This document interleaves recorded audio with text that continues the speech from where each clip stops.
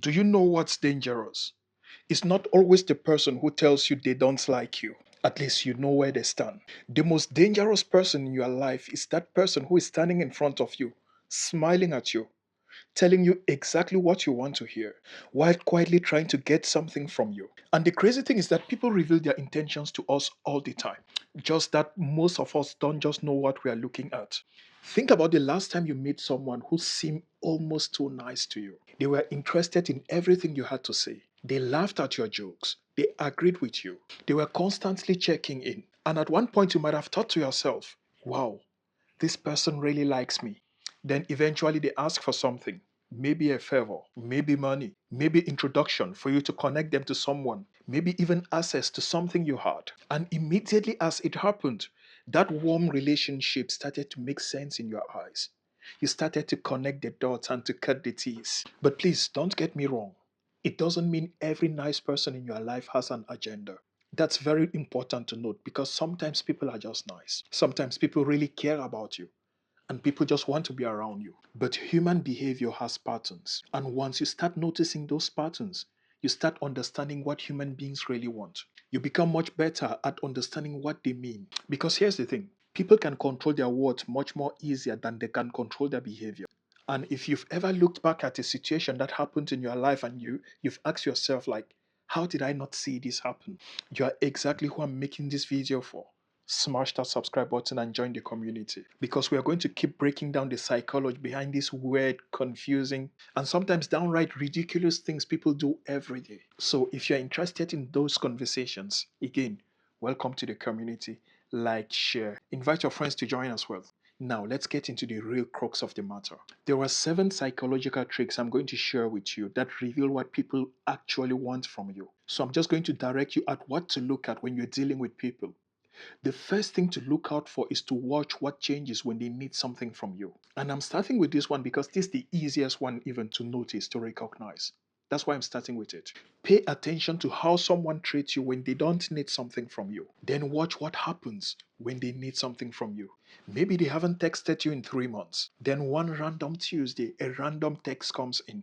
Bro, how have you been? And once you see that text, if you're a smart guy, you already know something is happening. You know it's not consistent with their behavior. And the next text that follows that is always quick question. And when you see quick question, you know it's coming. And that quick question always requires maybe 45 minutes of your time, maybe your car, probably some cash. You have to give in something. It always starts with quick question. Now, asking for help is not manipulation. That's not the point. The clue is the pattern. If someone only becomes warm, if they only becomes affectionate, if they only becomes kind to you when they need something from you, then that's enough data for you to understand what's happening. But again, don't judge on one incident. Watch the pattern because intentions are often revealed by consistency. That's why dealing with human psychology, trying to understand why people do what they do, it's always important to watch the pattern. When it happens one time, give them a benefit of doubt. When it happened 2 times, still give them a benefit of doubt.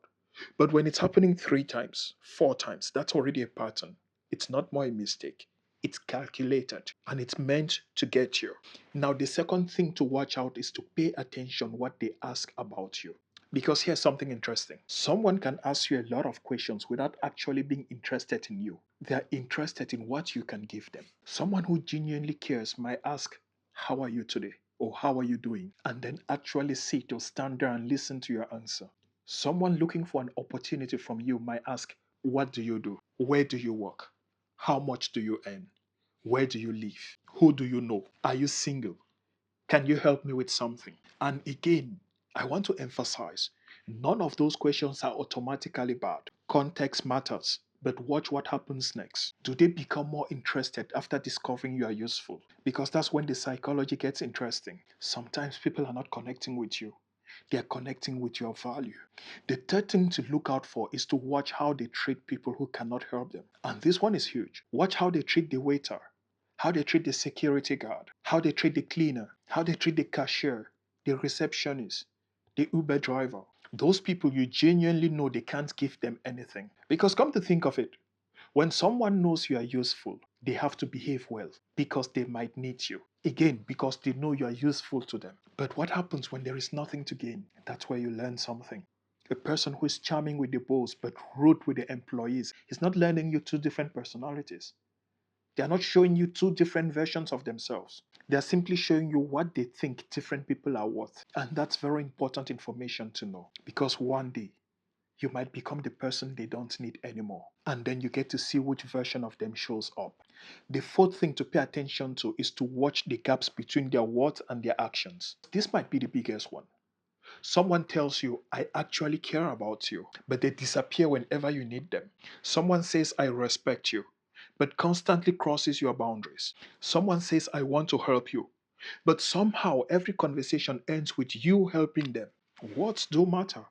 But sometimes behavior tells you the truth. And this is where people get themselves in trouble. They hear what someone says, then repeatedly ignore what they do. Don't do that. Always watch what they do. And when you discover what they do, you don't have to curse them. You don't have to start a fight. Just know who they are so you can protect yourself. The fifth thing to watch, which is incredibly revealing, is to notice what happens when you say no.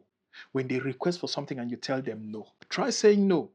Not in a rude way. Just no, I can't do that. And then watch what happens. A healthy person might say, no problem.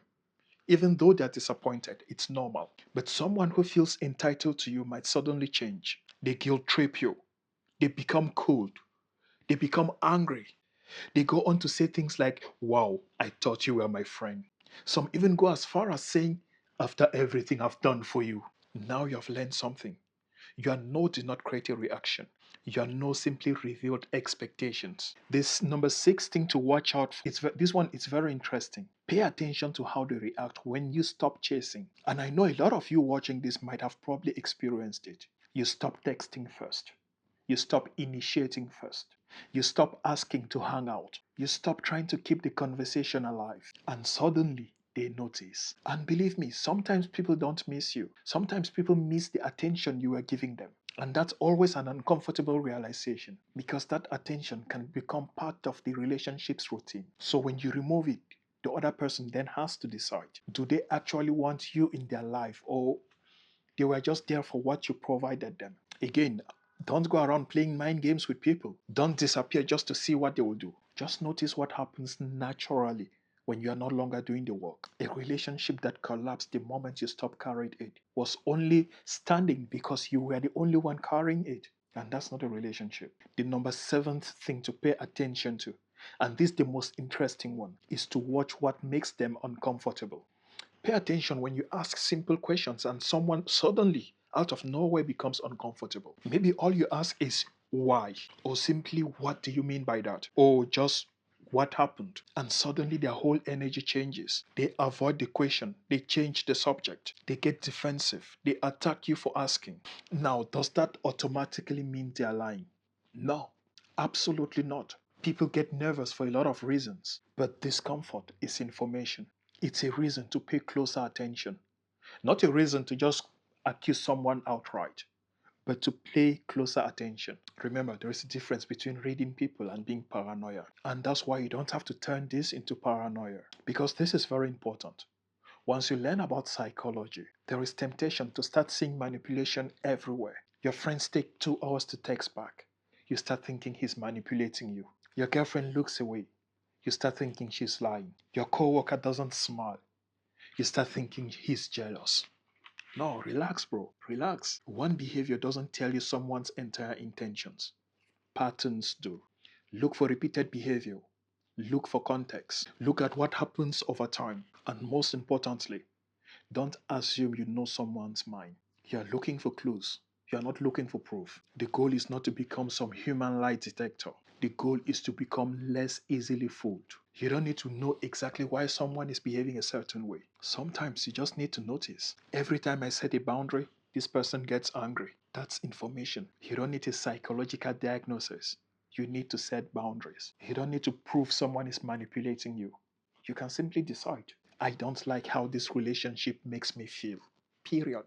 That's emotional intelligence. Because sometimes we are obsessed with understanding people's intentions that make us to forget the impact they have had in our lives. So I want you to remember this. People can fake words. They can fake confidence. They can fake interest. They can even fake kindness for a while. But maintaining a completely fake pattern for a long period of time, it's way more harder. So don't rush. Watch, listen, and notice. And then let people reveal themselves. You don't have to interrogate everybody. You don't have to catch everybody. Sometimes the smartest thing you can do is simply give someone enough time and they will reveal themselves. And when they reveal themselves, stop making excuses for what you see. Because people usually tell you who they are, not in dramatic moments, but in little moments, over and over again. Now, before you leave, if you want to even get better at understanding people around you, watch this video on your screen. And again, smash that subscribe button because we are just getting started. We are going to be breaking down why people do what they do and answering those questions you ask yourself at midnight when you're alone on your bed. Share with anyone you think needs to watch this and tell me in the comment section what's the behavior you have seen from someone that actually made you to realize their true intentions. Share it. Let's all watch. Let's all read and let's all comment. Thank you for being here. See you in the next one. Copy that.